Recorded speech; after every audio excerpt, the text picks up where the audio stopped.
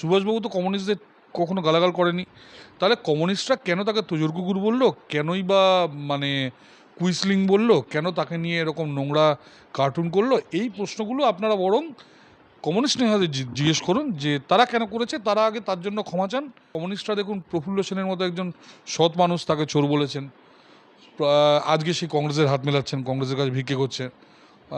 বা কমিউনিস্টরা বিধানচন্দ্র রায়কে বলতেন বুর্জোয়া, কমিউনিস্টরা এখন শ্যামাপ্রসাদ মুখার্জিকে ইয়ে করছেন। কমিউনিস্টরা ডাইনি বলতেন ইন্দিরা গান্ধীকে, আজকে সোনিয়া গান্ধীর হাতে পায়ে ধরছেন যে আমাদের বাঁচান। কমিউনিস্টরা রাজীব গান্ধীকে চোর বলতেন, আজকে গিয়ে রাহুল গান্ধীর হাতে পায়ে ধরছে যে আমাদের সঙ্গে হাত মেলান। কমিউনিস্টরা মানে হেন কোনো সিদ্ধার্থ শঙ্কর রায়কে গালাগাল দিতেন, ঠিক আছে, এখন ওনারা বরকতকে গালাগাল দিতেন, এখন বরকতের ফ্যামিলির সঙ্গে হাত মেলানোর চেষ্টা করছেন। একসময় বলতো প্রণবপ্রিয় গণি এই রাজ্যের শনি, এখন দরকার হলে যদি প্রিয়রঞ্জন দাসবংশীর স্ত্রী যদি কালকে সভাপতি হন, দেখবেন এই কমিউনিস্টরা তার হাতে পায়ে ধরছে। ফলে কমিউনিস্টদের কোনো জাতের ঠিক নেই, এদের তো রাশিয়া এদের বাবা না চীন এদের বাবা, এরা জানে না। তো এদের বলেন এইসব নিয়ে মন্তব্য না করতে। আর শ্রমিকবাবু উত্তর দেবেন। আমি যদি কখনো দেখা হয় প্রভাস পণ্ডিতের মার পায়ে হাত দিয়ে নমস্কার করব যে আপনি এত কিছুর পরেও উনি বললেন যে না, আমার এই ছেলে একটা মেয়েকে হত্যা করেছে, এরকম কষ্ট করে তাকে গুলি করে মারা উচিত। এই কথাটা উনি বললেন। ওনার স্ত্রীও সমর্থন করেছেন যে আমার হাজব্যান্ড ভালো লোক নয়। এবং আমার তাদের দুজনের এই দুই মায়ের কাছে আমার পায়ে হাত দিয়ে নমস্কার করতে ইচ্ছে করছে। মুক্তি পেয়ে যাবে, এই যে বলেন যে মানুষের মধ্যে উইজডম থাকলে মানুষ মুক্তি পেয়ে যায়, পরমাত্মার সঙ্গে মিলন হয়। এরা হলো সেই রকম যোগী মানুষ। মানে এই ওর মাকে যেটা দেখলাম, ওর যে বউকে যাকে দেখলাম, মানে আমার নমস্কার করতে ইচ্ছে করছে তাদের। On the contrary Mamata Banerjee দেখুন, মমতা ব্যানার্জির ভাইপো আবেশ ব্যানার্জি এই খুনটা করেছে, এই অভয়ের খুনটা করেছে। মমতা ব্যানার্জি সেইখানে নিজের ভাইপোকে বাঁচানোর জন্য একটা নিরপরাধ ছেলে সঞ্জয় রায় তাকে ফাঁসি দেওয়ার জন্য আবেদন জানালেন। এটা করার জন্য ওই মেয়েটার দেহ পুড়িয়ে ফেললেন, ভিসাটা টেস্ট করলেন, রাস্তায় গ্রিন পুলিশ নিয়ে চলে গেলেন। মমতা ব্যানার্জি আপনি ব্রাহ্মণ, আপনি আবার দাবি করেন, আপনি একবার বলেছিলেন না আপনি নাকি ব্যানার্জি, আপনি নাকি ব্রাহ্মণ, আপনি ধর্ম জানেন। একবার দেখুন প্রভাস মণ্ডলের মার কাছে কে গীতা জানে, কে বেদান্ত জানে, কার মধ্যে পরমাত্মা লুকিয়ে আছে দেখুন এই মহিলার মধ্যে। আপনি শিখুন এই মহিলার থেকে। পার্ক স্ট্রিট, নুসরাত জাহানের প্রেমিক পার্ক স্ট্রিটের ওই মহিলার সঙ্গে এই করলো। নুসরাত জাহান প্রাইজ বশত, মানে পুরস্কার বশত নুসরাত জাহানকে উনি এমপি বানিয়ে দিলেন। ভাবতে পারেন, ওর বয়ফ্রেন্ড যেহেতু রেপ করেছে ও এমপি হয়ে গেল। আপনি জাস্ট ভাবুন, কামদুনি। মধ্যমগ্রাম এবং গেদে, আমি আবার বলছি, সবাই ভুলে যাচ্ছেন, আমি দর্শকদের বলছি, আমি মাননীয় মুখ্যমন্ত্রীকে বলছি, মধ্যমগ্রাম এবং গেদের যে ঘটনা দুটি ঘটেছে এখানে সব মুসলমানরা ঘটিয়েছে। কে বারণ করেছে সক্রিয় হতে? উনি তো ডিমের ভয়ে বাড়ি থেকে বেরোচ্ছেন না। কে ওনাকে বারণ করেছে? সক্রিয় হলেন, গিয়ে নিজের লোককে গিয়ে চর মেরে দিয়ে চলে এলেন। ওনাকে সক্রিয় হতে কেউ বারণ করেছে? এরপর উনি সক্রিয় হলে ওই যে কটা লোক পাশে ঘুরছে তারাও ঘুরবে না, কারণ জানে সামনে গেলেই একে চর মারবে, ওকে কামড়ে দেবে, কেউ পাশে ঘুরবে না। এই কটা টাকায় কিছু হবে না। এরা অন্তত 1,00,000 কোটি টাকার মালিক, বিশেষ করে এই ভাইপো ভাইপো অভিষেক ব্যানার্জি। এ কিন্তু বিভিন্ন বিদেশে বিভিন্ন জায়গায় বহু টাকা রেখে দিয়েছে। একে যদি যদি বেরিয়ে যায় কোনো রকমের দেশ ছেড়ে, যেটা টার্গেট করছে ওর, মানে বাংলাদেশ বর্ডার দিয়ে পালাবার একটা চেষ্টা করছে, তাহলে মোটামুটি 1,00,000 কোটি টাকা নিয়েও বাকি জীবনটা কাটিয়ে দেবে। প্রথম কথা, শ্রমিকবাবু যেটা বলেছেন সেটা শ্রমিকবাবু বাংলা ভাষায় বলেছেন এবং শ্রমিকবাবু সেটা ডিপেন্ড করবেন, তার উপর আমার টিপ্পণী কাটার কোনো দরকার নেই। দ্বিতীয়ত শ্রমিকবাবু নেতাজি সুভাষ বোসকে এই কথা বলেননি, এটা ওরা মিথ্যা কথা বলছে, যেমন বামেরা মিথ্যা কথা বলে। কিন্তু বামেদের ব্যাপারে আমি একটা কথা বলি, সেটা হলো বামেদের গিয়ে একটা প্রশ্ন করুন যে মানে শ্রমিকবাবুর ব্যাপারে শ্রমিকবাবু উত্তর দেবেন, উনি আমার সভাপতি, আমার নেতা, ওনার ব্যাপারে আমার টিপ্পণী করা উচিত না। কিন্তু বামেদের একটা প্রশ্ন করুন তো, যে সুভাষবাবুর সঙ্গে গান্ধীজির মতবিরোধ ছিল, সুভাষবাবুর সঙ্গে নেহেরুর মতবিরোধ ছিল, প্যাটেলের মতবিরোধ ছিল, সুভাষবাবুর সঙ্গে মতবিরোধ ছিল আপনার যতীন্দ্রমোহন সেনগুপ্ত, কিরণ শঙ্কর রায়, ওনার সঙ্গে মতবিরোধ ছিল তুলসী গোস্বামীর, ওনার সঙ্গে মতবিরোধ ছিল নলিনরঞ্জন সরকারের, অনেকের সঙ্গেই সুভাষবাবুর মতবিরোধ ছিল। কিন্তু সুভাষবাবুকে তো কেউ মানে তোজর কুকুর বলেনি। কমিউনিস্টরা কেন তোজর কুকুর বললো? সুভাষবাবু তো কমিউনিস্টদের কখনো গালাগাল করেনি, তাহলে কমিউনিস্টরা কেন তাকে তোজর কুকুর বললো, কেনই বা মানে কুইসলিং বললো, কেন তাকে নিয়ে এরকম নোংরা কার্টুন করলো? এই প্রশ্নগুলো আপনারা বরং কমিউনিস্ট নেতাদের জিজ্ঞেস করুন যে তারা কেন করেছে, তারা আগে তার জন্য ক্ষমা চান। তারা তো বহু লোককে, কমিউনিস্টরা দেখুন প্রফুল্ল সেনের মতো একজন সৎ মানুষ, তাকে চোর বলেছেন। আজকে সেই কংগ্রেসের হাত মেলাচ্ছেন, কংগ্রেসের কাছে ভিক্ষে করছে। বা কমিউনিস্টরা বিধানচন্দ্র রায়কে বলতেন বুর্জোয়া। কমিউনিস্টরা এখন শ্যামাপ্রসাদ মুখার্জিকে ইয়ে করছেন। কমিউনিস্টরা ডাইনি বলতেন ইন্দিরা গান্ধীকে, আজকে সোনিয়া গান্ধীর হাতে পায়ে ধরছেন যে আমাদের বাঁচান। কমিউনিস্টরা রাজীব গান্ধীকে চোর বলতেন, আজকে গিয়ে রাহুল গান্ধীর হাতে পায়ে ধরছে যে আমাদের সঙ্গে হাত মেলান। কমিউনিস্টরা মানে হেন কোনো সিদ্ধার্থ শঙ্কর রায়কে গালাগাল দিতেন, ঠিক আছে, এখন ওনারা বরকতকে গালাগাল দিতেন, এখন বরকতের ফ্যামিলির সঙ্গে হাত মেলানোর চেষ্টা করছেন। একসময় বলতো প্রণবপ্রিয় গণি এই রাজ্যের শনি। এখন দরকার হলে যদি প্রিয়রঞ্জন দাসবংশীর স্ত্রী যদি কালকে সভাপতি হন, দেখবেন এই কমিউনিস্টরা তার হাতে পায়ে ধরছে। ফলে কমিউনিস্টদের কোনো জাতের ঠিক নেই। এদের তো রাশিয়া এদের বাবা না চীন এদের বাবা, এরা জানে না। তো এদের বলেন এইসব নিয়ে মন্তব্য না করতে। আর শ্রমিকবাবু উত্তর দেবেন, একদম প্রপার বাংলা ভাষায় বলেছেন। এরা যেটা বলছে মিথ্যা কথা বলছে। উনি সুভাষবাবুর সম্বন্ধে কোনো খারাপ কথা বলেননি, ঠিক আছে। আর কিন্তু ওনাদের জিজ্ঞেস করুন যে ওনারা কেন সুভাষবাবুকে কুইসলিং বলেছেন, কেন সুভাষবাবুকে তোজর কুকুর বলেছেন, সেটা ওনাদের জিজ্ঞেস করুন। বারুইপুরের এই ধর্ষণ এবং খুনের ঘটনায় অভিযুক্ত তাকে এনকাউন্টার করা হলো, যদিও অনেকেই বলছেন যে এনকাউন্টার বলে পার্টিকুলার কোনো শব্দবন্ধ আইনের খাতায় নেই। পুলিশও বলছে যে না, এটি ঠিক এনকাউন্টার নয়, পুলিশের দিকে যে গুলি ছোড়া হয়েছিল আত্মরক্ষার জন্য এই ঘটনাটি পুলিশ ঘটিয়েছে। আপনার আপনার অ্যাসপেক্টে এই বিষয়টিকে কিভাবে বিশ্লেষণ করবেন? প্রথম কথা হচ্ছে যে ও যদি পালিয়ে চলে যেত রাত্রিবেলা, তাহলে এই যারা নাকি সমালোচনা করছে তারা বলতো যে এই ধর্ষককে ছেড়ে দেওয়া হয়েছে। প্রথমেই এরা একটা, যেহেতু মেয়েটি মুসলমান, এরা প্রথমেই একটা হিন্দু মুসলমান রাজনীতি শুরু করেছিল এই সিপিএম। যদি পালিয়ে চলে যেত তাহলে কিন্তু এরাই বলতো যে এদের ছেড়ে দেওয়া হয়েছে। পালিয়ে যেতে গেছে, ওই রাত্রিবেলা অন্ধকারের মধ্যে পুলিশ গুলি চালিয়ে দিয়েছে। এইবার দ্বিতীয় প্রশ্ন হলো যে বিকাশ রঞ্জন বাবুর দুঃখটা কোথায় হচ্ছে। আপনি দেখবেন বিকাশ রঞ্জন বাবু 15 বছর প্রথমে যারা চাকরি পায়নি তাদের জন্য কেস লড়লেন, প্রচুর টাকা আর্ন করলেন। উনি এবং ওরা যে চামচেরা, যাদের নাকি আজ থেকে 5-7 বছর আগে যাদের কোনো বসারই ছিল না, এরপর যখন নাকি যারা চাকরি গেল তাদের থেকে প্রচুর টাকা নিয়েছেন, এক একজন থেকে 50-60 হাজার টাকা করে বোধহয় তারা ফিস দিয়েছে, এরকম হাজার হাজার ছেড়ে দিয়েছেন, সেখানে ওনারা বহু টাকা কামিয়েছেন। এবার দেখলে নতুন গভর্নমেন্ট এসছে, এরা একটা অনেস্ট গভর্নমেন্ট, কোথা থেকে টাকা কামাবেন। তো তখন এরা গেলেন মমতা ব্যানার্জির কাছে, বললেন আমরা মমতা ব্যানার্জির পাশে আছি, যাতে মমতা ব্যানার্জি ওনার ওই করাপশন কেসের জন্য ওনাদের, কারণ মমতা ব্যানার্জির কাছে তো সব টাকা ক্রোক হয়ে গেছে, ব্যাংক সিজ হয়ে গেছে। তা মমতা ব্যানার্জি যদি এখন ওই অভিষেক সিংভি বা কপিল সিব্বালকে ফিজ না দিতে পারে, তাহলে উনি বললেন আমায় কম টাকা দিন, আমি করে দিচ্ছি। তো এরকম একটা বলেছিলেন। তারপর উনি বললেন যে আমি মহুয়া মৈত্রর জন্য, আমি মহুয়া মৈত্রের পাশে আছি, যাতে মহুয়া মৈত্র ওনাকে দিয়ে কেস করায় আর কি। এরপর উনি দেখলেন যে ইয়ের কাছে প্রচুর কালো টাকা আছে, দেবরাজ, মানে প্রখ্যাত খুনি, মানে প্রখ্যাত তোলাবাজ, প্রখ্যাত ওয়াগান বেকার, মানে প্রখ্যাত মানে স্মাগলার দেবরাজ। সেই দেবরাজের কাছে উনি দেখলেন প্রচুর টাকা আছে, উনি দেবরাজের হয়ে আদালতে গেলেন। এবার বোধহয় উনি ভাবছিলেন যে যদি এই মণ্ডল যে মারা গেছে, কি প্রফুল্ল মণ্ডল নাকি প্রকাশ মণ্ডল, তো যদি প্রকাশ মণ্ডলের কেসটা পাওয়া যায়, উনি ভাবছিলেন এমন সময় প্রকাশ মণ্ডল মারা যাবে, উনি একটা কেস হারালেন বিকাশবাবু। প্রভাস মণ্ডল মারা যাওয়ায় উনি ওই কেসটা উনি ভেবেছিলেন প্রভাস মণ্ডলের কেসটা লড়বেন। তো উনি দেখলেন এই আরও কিছু টাকা চলে গেল হাত থেকে। তো সেই জন্য উনি দুঃখ করছেন আর কি, আমার যা মনে হয়।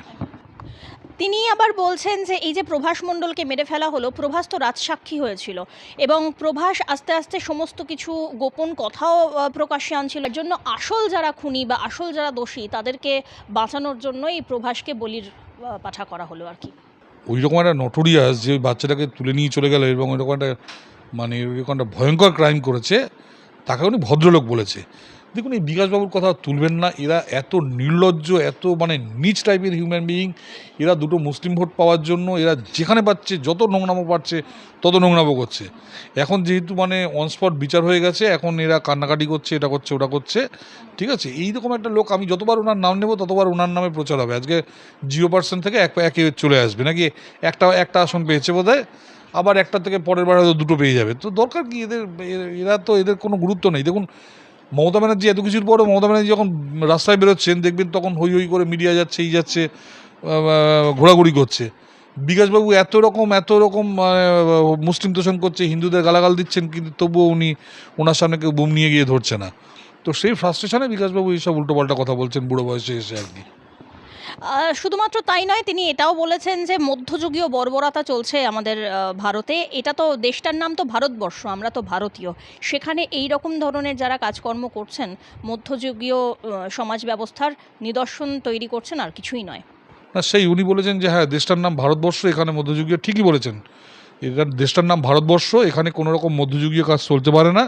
মধ্যযুগীয় কাজ চলতে পারে চীনে, মধ্যযুগীয় কাজ চলতে পারে ইয়েতে আপনার অ্যারাবিয়ান কান্ট্রিজে, মধ্যযুগীয় কাজ উত্তর কোরিয়ায় চলতে পারে, যেখানে কার্ল মার্কসের থিওরিতে দেশ চলে, কিউবায় চলতে পারে। আপনি ঠিকই বলেছেন, ভারতবর্ষে চলতে পারে না, কিন্তু এটা মধ্যযুগীয় কাজ নয়। এখানে একটা খুনি গুলি চালিয়ে পালাচ্ছিল, তাকে গুলি করে মারা হয়েছে, পুলিশের আর কিছু করাচ্ছেও না। যদিও পালিয়ে চলে যেত, তাহলে আপনারাই দোষ দিন যে কেন ও পালিয়ে চলে গেল, বলে না মধ্যযুগীয় না। আর তো আমি বলছি মধ্যযুগীয় কাজ এখনও ওই চীনে চলে, ভিয়েতনামে চলে, এদিকে চলে কিউবায়, ওদিকে উত্তর কোরিয়ায় চলে, যেখানে কার্ল মার্কসের শাসন চলে। অন্যদিকে যে বামেরা এতদিন সেকুলার সেকুলার বলে চেঁচামেচি করতেন, সেই বামেরাই এখন হিন্দুত্ববাদের কথা বলছেন, এবং তারা বলছেন এই ইসলামিক কালচারকে কিছু কিছু হিন্দুত্ববাদী আমাদের দেশে তথা রাজ্যে চালু করতে চাইছে। দেখুন, এইসব পাগল, এদের প্রশ্ন আপনি যত করবেন তত এদের ভোট বাড়বে। আপনি এদের প্রশ্ন আমায় যতবার করবেন, আমি এদের নাম যতবার নেব, এরা চাইছে এরা উল্টোপাল্টা বলতে। এবং আপনি জানেন, ভানু বন্দ্যোপাধ্যায়ের একটা পুরনো দিনের একটা কমিক ছিল, যেখানে শালা এসে জিজ্ঞেস করলো যে আমরা কি করে আমরা প্রচার পাবো, একটা আঙুটা ছাপ ভাই শালা ছিল। তখন ও বললো যে তুমি রাস্তায় গিয়ে একটা ল্যাংবোর্ড পড়ে, ভানু বন্দ্যোপাধ্যায় যে ভাষায় বলতেন আর কি, বাংলা ভাষায়, একটা রামদাও নিয়ে ঘোরানো শুরু করো, দেখবে তোমার কাগজে নাম উঠে গেছে। তখন বলে এতে নাম ওঠে নাকি? বলে হ্যাঁ, দেখো নাই নসু ঘোষ কেঁদেছে। নাম ভানু বলেছিলেন যে তুমি দেখো নাই যে নসু ঘোষ কেঁদেছেন। তো এরাও সেরকম, ওই কোনো রকমের রাস্তায় গিয়ে একটা কিছু এরকম ল্যাংবোর্ড পরে নাচানাচি করছে, যাতে নাকি বামেদের নাম খবরে আসে। ওরা দেখছে যে এত কিছুর পরেও, মানে মমতা ব্যানার্জির দলের 90% মমতা ব্যানার্জিকে ছেড়ে চলে যাওয়ার পরেও এখনও মমতা ব্যানার্জি রাস্তায় বেরোলে তার পিছনে পুরো মিডিয়া চলে আসছে, এই চলে আসছে, মিডিয়া কভারেজ পাচ্ছে। এই ফ্রাস্ট্রেশনে বামেরা আজকে এইসব উল্টোপাল্টা কথা বলছে। আপনি আমায় যত এদের ব্যাপারে প্রশ্ন করবেন, তত কী হবে, এই বামেরা আরও প্রচার পাবে। আজকে বিরোধী পক্ষ পশ্চিমবঙ্গে শেষ হয়ে গেছে, এরা কনফিউজড। হ্যাঁ, এবার এদের মধ্যে লড়াই চলছে, মানে মুসলমান ভোটটা কে নেবে, বামেরা না মমতা। সেই জন্য এই ধরনের উল্টোপাল্টা কথা বলছে। সেই মমতা বন্দ্যোপাধ্যায়কেই দেখা গেল যে তিনি মিছিল করলেন, এবং এই ঘটনা, যেখানে আরজিকর কাণ্ডের মাত্র 3 মাসের মাথায় তিনি বলেছিলেন যে অনেক হয়েছে, এবারে উৎসবে ফিরে আসুন। সেই মমতা বন্দ্যোপাধ্যায় প্রথমে সবুজ মোমবাতি হাতে নিয়ে মোমবাতি মিছিল করলেন, তারপরে তিনি প্রতিবাদী মিছিল করলেন। অবশ্য দেখা গেল যে প্রতিবাদী মিছিলে তার সমর্থনে যে সমস্ত দলীয় কর্মীরা, যার মানে এই এত কঠিন সময়তেও যিনি বা যারা মমতা বন্দ্যোপাধ্যায়ের পাশে থাকতে গিয়েছিলেন, তাদেরকে উল্টে সপাটে চড় মারলেন। দেখুন, প্রভাস মণ্ডলের মা কাছে আমি গিয়ে না প্রণাম করতে ইচ্ছে করছে। মানে আমাদের আমি বারবার বলি যে আমাদের এই যে মানে সো কল্ড যে মানে আমাদের যে কাস্ট সিস্টেম তৈরি হয়েছে, এটা যে কত ভ্রান্ত। এবং আমাদের যারা নাকি মানে দলিত পিছিয়ে পড়া বর্গ, তাদের মধ্যে যে কতটা ধী আছে, তারা কত উদার। আমি যদি কখনো দেখা হয়, প্রভাস মণ্ডলের মার পায়ে হাত দিয়ে নমস্কার করব, যে আপনি এত কিছুর পরেও উনি বললেন যে না, আমার এই ছেলে একটা মেয়েকে হত্যা করেছে, এরকম কষ্ট করে তাকে গুলি করে মারা উচিত। এই কথাটা উনি বললেন। সেখানে আপনি মানে ওনার স্ত্রীও সমর্থন করেছেন যে আমার হাজব্যান্ড ভালো লোক নয়। এবং আমার তাদের দুজনের এই দুই মায়ের কাছে আমার পায়ে হাত দিয়ে নমস্কার করতে ইচ্ছে করছে। যে মানে আজকের দিনে ভারতবর্ষের ভারতবর্ষের একটা লক্ষণ, যে আমরা যে সভ্য দেশ। দেখুন, 2জন মহিলা, তারা দেখবেন হয়তো ক্লাস 4 পর্যন্ত পড়াশোনা করেনি, কিন্তু তাদের মধ্যে যে একটা ধী আছে, মানে যেটা উইজডম যাকে বলে, কতটা মানে এই যে মানে এই মুক্তি পেয়ে যাবে। এই যে বলে যে মানুষের মধ্যে উইজডম থাকলে মানুষ মুক্তি পেয়ে যায়, পরমাত্মার সঙ্গে মিলন হয়। এরা হলো সেই রকম যোগী মানুষ। মানে ওর মাকে যেটা দেখলাম, ওর যে বউকে যাকে দেখলাম, মানে আমার নমস্কার করতে ইচ্ছে করছে তাদের। On the contrary, Mamata Banerjee দেখুন, মমতা ব্যানার্জির ভাইপো আবেশ ব্যানার্জি এই খুনটা করেছে, এই অভয়ের খুনটা করেছে। মমতা ব্যানার্জি সেইখানে নিজের ভাইপোকে বাঁচানোর জন্য একটা নিরপরাধ ছেলে সঞ্জয় রায়, তাকে ফাঁসি দেওয়ার জন্য আবেদন জানালেন। এটা করার জন্য ওই মেয়েটার দেহ পুড়িয়ে ফেললেন, ভিসাটা টেস্ট করলেন, রাস্তায় গ্রিন পুলিশ নিয়ে চলে গেলেন। মমতা ব্যানার্জি, আপনি ব্রাহ্মণ, আপনি আবার দাবি করেন, আপনি একবার বলেছিলেন না আপনি নাকি ব্যানার্জি, আপনি নাকি ব্রাহ্মণ, আপনি ধর্ম জানেন। একবার দেখুন প্রভাস মণ্ডলের মার কাছে কে গীতা জানে, কে বেদান্ত জানে, কার মধ্যে পরমাত্মা লুকিয়ে আছে, দেখুন এই মহিলার মধ্যে। আপনি শিখুন এই মহিলার থেকে। আমি আবার বলছি মমতা ব্যানার্জিকে, আপনি এই ভদ্রমহিলার থেকে শিখুন। এই ভদ্রমহিলা কোনোদিন কলেজে যায়নি, কোনোদিন স্কুলে যায়নি, কোনোদিন বিশ্ববিদ্যালয়ে যায়নি। আপনি তো বলছেন আপনি নাকি আমেরিকা থেকে আপনি ডক্টরেট পেয়েছেন। আপনি এই মহিলার থেকে শিখুন, এই মহিলার মানে কি, মানে কতটা উইজডম থাকলে আজকে মানে আমাদের যে তথাকথিত বলে না যে ভারতবর্ষের যে মানুষ আছে মূর্খ দরিদ্র যে ভারতবাসী, তাদের মধ্যে একটা উইজডম আছে, যেটা বলেছিলেন আমাদের স্বামীজি। শেখা উচিত এই প্রভাস মণ্ডলের মাঠ থেকে। আর উনি আবার দাবি করেন উনি নাকি ব্রহ্ম জানেন, ব্রাহ্মণ উনি। সে ধিক শত দিক ওনাকে।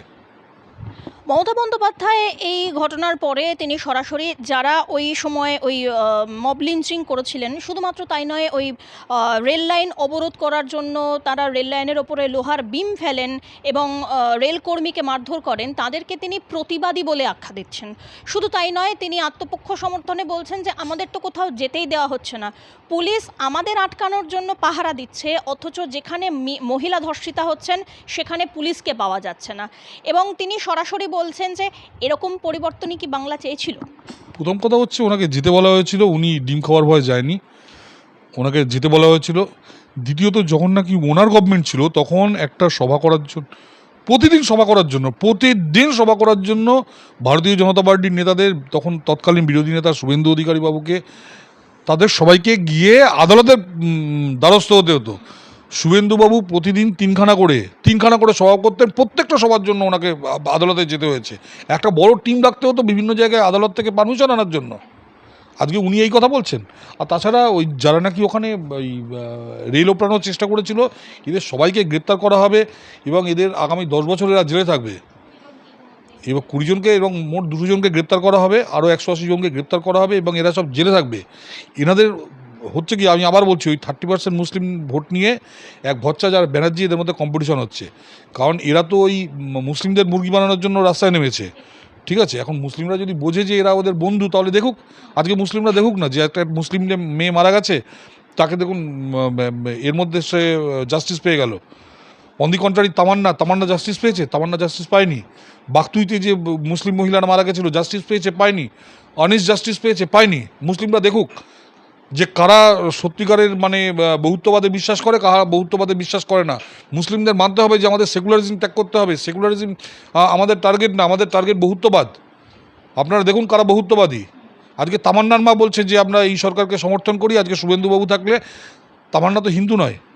বাগতুয়ের যে 13 জন আছে, আমি বলছি ওই বাগতুয়ের 13 জন, তারা কিন্তু এবার বিচার পাবে।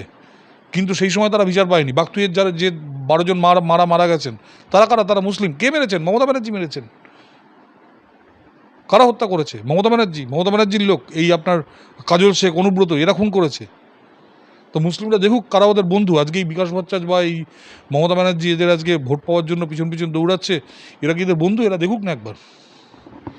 উত্তরপ্রদেশের থেকেও বেশি বাড়াবাড়ি হয়ে যাচ্ছে। বিজেপি এবং তার দলদাস যে সমস্ত নেতা নেতৃত্ব এবং প্রশাসনিক আধিকারিকরা আছেন, তারা এই সমস্ত বাড়াবাড়ি করছেন। মমতা বন্দ্যোপাধ্যায়ের আরও একটি মন্তব্য। আপনি এতেই বাড়াবাড়ি দেখলেন, এরপর তো ব্যানার্জি বাড়ির অর্ধেক লোক জেলে থাকবে, তখন কি বলবেন? ব্যানার্জি বাড়ির অর্ধেক লোক জেলে থাকবে, তখন আপনি কি বলবেন? এতেই আপনি বাড়াবাড়ি দেখছেন। আসলে মমতা ব্যানার্জি, আপনি দেখুন পার্ক স্ট্রিট, প্রথমে তৃণমূল কংগ্রেসের জ্যোতিপ্রিয় মল্লিক খুন করলো বরুণ বিশ্বাসকে, খুন করে রাজ চক্রবর্তীকে দিয়ে প্রলয় বলে একটা সিনেমা বের করলো। শাহজাহান এখানে মেয়ে পাচার করতো, শাহজাহান এখানে জাহাঙ্গীর, এখানে আপনার শওকত মোল্লা, এরা মেয়ে পাচার করতো। ওনারা প্রলয় 1 বলে না আবার প্রলয় বলে এটা বের করলেন, করে একজন হিন্দু সাধুকে ওনারা ভিলেন বানালেন। করছে সব মুসলমানরা, উনি দোষ দিলেন হিন্দুকে। পার্ক স্ট্রিট, নুসরাত জাহানের প্রেমিক পার্ক স্ট্রিটের ওই মহিলার সঙ্গে এই করলো। নুসরাত জাহান প্রাইজ বশত, মানে পুরস্কার বশত নুসরাত জাহানকে উনি এমপি বানিয়ে দিলেন। ভাবতে পারেন, ওর বয়ফ্রেন্ড যেহেতু রেপ করেছে, ও এমপি হয়ে গেল। আপনি জাস্ট ভাবুন। কামদুনি, মধ্যমগ্রাম এবং গেদে, আমি আবার বলছি, সবাই ভুলে যাচ্ছেন, আমি দর্শকদের বলছি, আমি মাননীয় মুখ্যমন্ত্রীকে বলছি, মধ্যমগ্রাম এবং গেদের যে ঘটনা দুটি ঘটেছে এখানে সব মুসলমানরা ঘটিয়েছে। গেদের ঘটনায় ফাঁসির হুকুম হয়েছিল, তারপর হাইকোর্টে আর সেই কেস যায়নি। মধ্যমগ্রামে যে 6 জন যে অপরাধী যারা ওই মেয়েটিকে মেরে আগুনে পুড়িয়ে মেরেছিল, তারা মধ্যমগ্রাম চৌমাথায় এখনও ঘুরে বেড়াচ্ছেন, এখনও ওখানে চায়ের দোকানে বসে তারা চা খায়। তারপর হলো আপনার এই পরের এই গত কয়েক বছর একের পর এক হাঁসখালি থেকে শুরু করে বিভিন্ন জায়গায় একের পর একই ঘটনা ঘটেছে। মুর্শিদাবাদে ঘটনা ঘটিয়েছে। কারা ঘটিয়েছে? কারা ঘটিয়েছে? ঘটিয়েছে এই তৃণমূল কংগ্রেস। আজকে যখন বিচার হচ্ছে তখন তৃণমূল বলছে উত্তরপ্রদেশকে, হ্যাঁ উত্তরপ্রদেশকে ছাড়িয়ে যায় বাংলা। আমি আবার বলছি, বেঙ্গল কিন্তু উত্তরপ্রদেশকে ছাড়িয়ে যাবে। এখানে কিন্তু মানে 0% টলারেন্স। ওখানে যদি 5% টলারেন্স থাকে, এখানে কিন্তু 0% টলারেন্স। আমি আবার বলছি, বাংলা কিন্তু উত্তরপ্রদেশকে ছাড়িয়ে যাবে, বাংলা আসামকে ছাড়িয়ে যাবে। আমাদের মুখ্যমন্ত্রী, আমি বলছি এখনও পর্যন্ত আপনি দেখবেন সারা ভারতবর্ষে আগে লোকে নাম নিতেন যোগীজির বা হিমন্ত বিশ্ব শর্মাজির। গত 2 মাসে আমাদের মুখ্যমন্ত্রী শুভেন্দু অধিকারী মহাশয় যেভাবে একের পর অ্যাকশান নিয়েছে, আপনি সাউথ ইন্ডিয়ান বিভিন্ন নিউজ পেপার দেখুন, north Indian news paper, western Indian news paper দেখুন, বিভিন্ন আপনি ওদের পত্রিকা দেখুন, কার মুখ, কার ছবি? শুভেন্দু অধিকারী। কেন? কারণ মাত্র 2 মাসে গত 49 বছরের যে অন্যায়, গত 49 বছরের যে অবিচার, সেই সিস্টেমটাকে উনি একদম 180 ডিগ্রি ঘোরানোর চেষ্টা করছেন। মাত্র 2 মাসে অনেক দূর ফল পেয়েছে। আমরা উত্তরপ্রদেশের থেকে এগিয়ে যাব, অনেক কড়া অ্যাকশান এখানে নেওয়া হবে। যদি দলনেত্রী মমতা বন্দ্যোপাধ্যায় পুনরায় সক্রিয় হন তাহলে অনেক ভালো ভালো মানুষেরই ঘুম উড়ে যাবে, বললেন শোভনদেব চট্টোপাধ্যায়। কে বারণ করেছে? কে বারণ করেছে সক্রিয় হতে? উনি তো ডিমের ভয়ে বাড়ি থেকে বেরোচ্ছেন না। কে ওনাকে বারণ করেছে? সক্রিয় হলেন, গিয়ে নিজের লোককে গিয়ে চড় মেরে দিয়ে চলে এলেন। ওনাকে সক্রিয় হতে কেউ বারণ করেছে? এরপর উনি সক্রিয় হলে ওই যে কটা লোক পাশে ঘুরছে তারাও ঘুরবে না, কারণ জানে সামনে গেলেই একে চড় মারবে, ওকে কামড়ে দেবে, কেউ আর পাশে ঘুরবে না। তো ঠিকই বলেছেন যে উনি হলে অনেকের ঘুম, কারণ যাকে কামড়ে দেবে সে 3 দিন ঘুমোতে পারবে না, যাকে চড় মারবে সে 3 দিন ঘুমোতে পারবে না। তো তারা তো ওনার দলের লোকেরাই যাবে না, ওরা পালিয়ে চলে যাবে। অর্ধেক এমনি 80% পালিয়ে গেছে, বাকি এবার শোভনবাবু আপনি পাশে, শোভনদেববাবু আপনি পাশ দিয়ে যাবেন না। এবার আপনি কবে মারধর খেয়ে যাবেন? আপনার কিন্তু মানে বয়স হয়েছে, ছেড়ে দিন ব্যাপারটা। কত 88 না 89 বছর বয়স, আপনি আর রিস্ক নেবেন না এইসব। এই যে তৃণমূল, আসল তৃণমূল আর কি, তাদের ব্যাংক অ্যাকাউন্ট সিজ করা হয়েছে এবং জানা যাচ্ছে যে ইডির পক্ষ থেকে এই পদক্ষেপ নেওয়া হয়েছে 440 কোটি টাকা এবং তারও বেশি প্রায়। তো সেটি নাকি সিজ করে দেওয়া হয়েছে। এই ব্যাংক অ্যাকাউন্ট সিজের ফলে এই মমতা বন্দ্যোপাধ্যায়, অভিষেক বন্দ্যোপাধ্যায় আরও প্যাচে পড়লেন বলে মনে করেন? প্রথম কথা হচ্ছে, কে আসল কে নকল জানি না। এখন 3-4টে তৃণমূল বাজারে ঘুরে বেড়াচ্ছে। ঠিক আছে, দিল্লিতে একটা তৃণমূল আছে, তারা ত্রিপুরার তৃণমূল হয়ে গেছে। এদিকে এখানে একটা বালিশ তৃণমূল আর একটা চটি তৃণমূল, বিভিন্ন তৃণমূল রাস্তায় ঘুরছে। এইবার ব্যাঙ্ক অ্যাকাউন্ট বন্ধ করা ছাড়া তো উপায় নেই। কে ব্যাংকের টাকা খাবলা করে নিয়ে চলে যাবে ব্যাংকের যে কারণ এটা তো সবাই তো টাকার জন্যই এসছে। এবার যথারীতি বোধহয় ব্যাংক থেকে খবর দিয়েছে যে দেখুন, এই অ্যাকাউন্ট যদি না বন্ধ করেন কালকে তো এখানেই পেটে পড়া শুরু করবে আর কি। তো সেই জন্য হয়তো বন্ধ করে দিয়েছে। আর এই সব টাকা তো 2 নম্বরই টাকাই, কারো জমি চুরি করা টাকা, কারো এই চুরি করা। তবে একটা কথা বলছি, এই কটা টাকায় কিছু হবে না। এরা অন্তত 1 লক্ষ কোটি টাকার মালিক, বিশেষ করে এই ভাইপো অভিষেক ব্যানার্জি। এ কিন্তু বিভিন্ন বিদেশে বিভিন্ন জায়গায় বহু টাকা রেখে দিয়েছে। একে যদি আপনি এ যদি বেরিয়ে যায় কোনো রকমের দেশ ছেড়ে, যেটা টার্গেট করছে ওর, মানে বাংলাদেশ বর্ডার দিয়ে পালাবার একটা চেষ্টা করছে, তাহলে মোটামুটি 1 লক্ষ কোটি টাকা নিয়েও বাকি জীবনটা কাটিয়ে দেবে। দাদা, আপনি একাধিকবার এই বিষয়টাকে তুলে ধরেছেন যে কিভাবে এরা অন্য কোনো দেশে পালানোর আর কি একটা ছক কষছে। যেরকম কিছুদিন আগে ওই চোখের চিকিৎসার জন্য বিদেশে যাওয়ার জন্য অ্যাপিল করেছিল, অবশ্য মাননীয় উচ্চ আদালত সেই অ্যাপিল খারিজ করে দিয়েছে। তবে এবারে দেখা যাচ্ছে বারবার নির্দেশিকা থাকা সত্ত্বেও কণ্ঠস্বরের নমুনা দেওয়ার জন্য অভিষেক বন্দ্যোপাধ্যায় কিছুতেই যেতে চাইছেন না। নিশ্চিত গ্রেফতারি এড়ানোর জন্যই কি তার এই পদক্ষেপ? আমি বিচার ব্যবস্থার একটা মানে জায়গা আমি বুঝতে পারছি না, কণ্ঠস্বরটা নেওয়ার কী দরকার? ও সংসদে তো 10 বার ওখানে বক্তৃতা দিয়েছে। ওই 10 বার যে কণ্ঠস্বরের যে বক্তৃতা দিয়েছে, তার যে এক একটা মানে ইন্ডিসেস আছে, যারা ফিজিক্সের প্রফেসর বা মানে সাউন্ড ইঞ্জিনিয়ার তারা বুঝতে পারবে। ওগুলোর একটা অ্যাভারেজ করে তার যে স্ট্যান্ডার্ড ডেভিয়েশনের মাঝখানে যদি ওর ওই কথার এটা পড়ে যায়, 2-3% স্ট্যান্ডার্ড ডেভিয়েশন যেটা হয়, তার মধ্যে পড়ে গেলেই হয়ে গেল। আমার আলাদা করে এটা নেওয়ার দরকার কি? তো অনেক ইঞ্জিনিয়াররা আইপিএস হচ্ছেন। তো আপনারা কোনো ইঞ্জিনিয়ারকে জিজ্ঞেস করুন এই জিনিসটা, বা আপনাদের মধ্যে যারা আছে, বা এমনকি ওয়েস্ট বেঙ্গল পুলিশ সার্ভিসেও ইঞ্জিনিয়াররা অনেকে আছে। তো তো তাদের জিজ্ঞেস করুন, তারা বলে দেবে, কিংবা না হলে আপনারা যান না, আপনারা আইআইটি বা যাদবপুর শিবপুরে গিয়ে কথা বলুন, তারা বলে দেবে হাউ টু টেস্ট। এটা ওর ওর ওর এটা নেওয়ার কী দরকার? আর জাজেরা নয় বোঝে না, আমি ছেড়ে দিলাম, জাজেরা হয়তো অনেকেই সায়েন্সের লোক নন এটসেট্রা, আমি জানি না। কিন্তু এটা তো ও 10বার যেখানে সংসদে যেখানে বক্তব্য রেখেছে, ওর আলাদা করে এটা নেওয়ার দরকার কি? সংসদের 10বারের 10টা স্যাম্পল নিয়ে তার যে আছে ওখানে ওই ভ্যারিয়েশনের মধ্যে পড়লেই হয়ে গেল, আর চিন্তা কিসের?